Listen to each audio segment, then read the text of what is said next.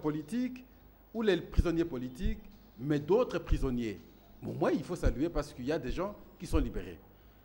Il n'y a pas réouverture des chaînes fermées, les chaînes appartenant généralement ou totalement aux opposants.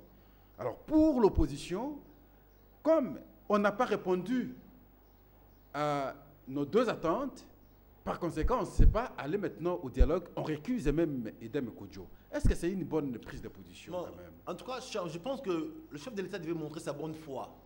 Puisque aujourd'hui, il dit que voilà, c'est un démocrate. Le Congo, c'est un pays souverain. Donc, on n'est pas dans la dictatoriale. Donc, il devait, comme on l'a demandé, de libérer des prisonniers politiques, des vrais prisonniers politiques, pas de lambda. Donc, il devait libérer ces gens-là, ouvrir les chaînes d'opposition pour qu'il y ait réellement la démocratie. Pour décrisper quand même le climat politique. Au nom de la démocratie, j'ai le droit de critiquer le chef de l'État sans aller en prison. J'ai même le droit de prendre ma constitution, les déchirer sans aller en prison. J'ai le droit de prendre mon drapeau et le brûler sans aller en prison. Ça, c'est la démocratie. Mais aujourd'hui, si moi, mettons là... Vous ne pouvez pas brûler le drapeau. Non, non, cher ami, c'est la démocratie. C'est la démocratie. C'est mon droit des citoyens. On ne sait pas aller au-delà de la liberté. Dans ces cas... Sinon, ça devient un libertinage dans une jungle. C'est pas bon. Ok, mais à ce aujourd'hui, il devait montrer sa bonne foi. Donc, libérer des vrais prisonniers qui sont concernés, des prisonniers politiques, et libérer des chaînes d'opposition pour montrer réellement qu'il est dans le processus d'aller au dialogue, parce qu'il veut que nous dialoguons. Et pour ça, montrer d'abord de bonne foi, de bons actes de son côté. Et malheureusement, ces actes-là, il fait en petits pas. En même temps, en mettant un veto, en disant que voilà, j'ai fait ce que je peux. Il ne libère pas de bonnes personnes. Donc, on met un peu du fumet dans le feu. Il faut que le président soit cohérent dans ses actes, dans ses mots. Libère-nous tous les prisonniers politiques, ouvre toutes nos chaînes, et par la suite, ton dialogue, on va aller. Mais Kodjo aujourd'hui, Kodjo, c'est monsieur, il est tout seul. Nous, on a demandé d'avoir une panel des observateurs pour quelle raison, car aussi un manquement dans ce devoir. Qu'au moins, il y a des gens, des témoins, qui pourra faire pression au chef de l'État. Monsieur Kodjo tout seul, il fera quoi comme pression au chef de l'État? Ou au gouvernement? C'est le problème. Nous, on veut ça. C'est garanti. Madame Zuma de l'Union africaine a demandé au chef de l'État d'élargir alors sa décision de libérer les prisonniers, de réouvrir finalement les chaînes. Peut-être qu'il faut attendre quelques temps.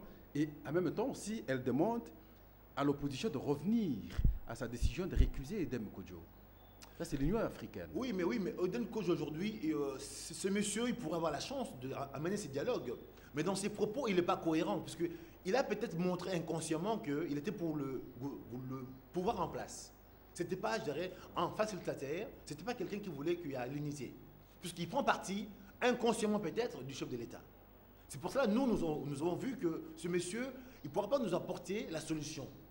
S'il n'était pas peut-être allé dans ce sens-là, on pourrait aller à ce dialogue avec lui.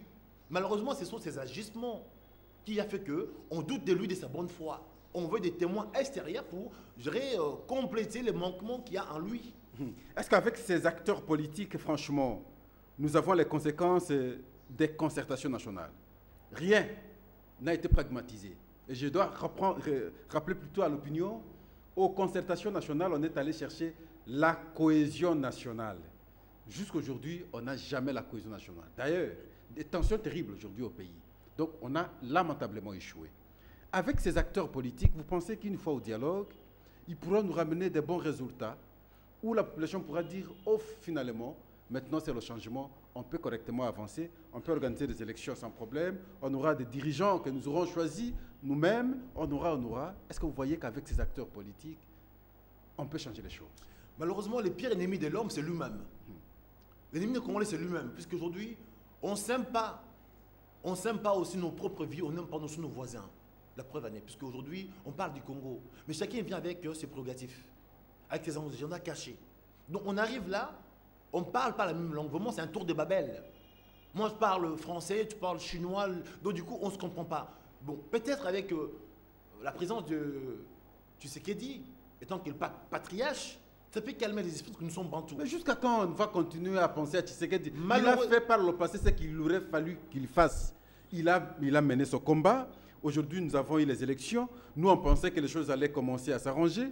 Mais après qu'on ait organisé autant de fois les élections, mais l'espoir est toujours tourné vers Tshisekedi. Jusqu'à quand nous allons continuer à penser à lui? Nous sommes incapables, nous sommes irresponsables, nous autres là. Alors, je risque de choquer les gens. Vous savez, moi, je vis en France. En France, il n'y a pas, je dirais, l'âge. Il y a des gens qui peuvent dire des choses en étant très jeune. Mais ici, nous sommes des Bantous. Vraiment, notre coutume Bantou, on est ancré à nous. On a même peur du serpent, du chat.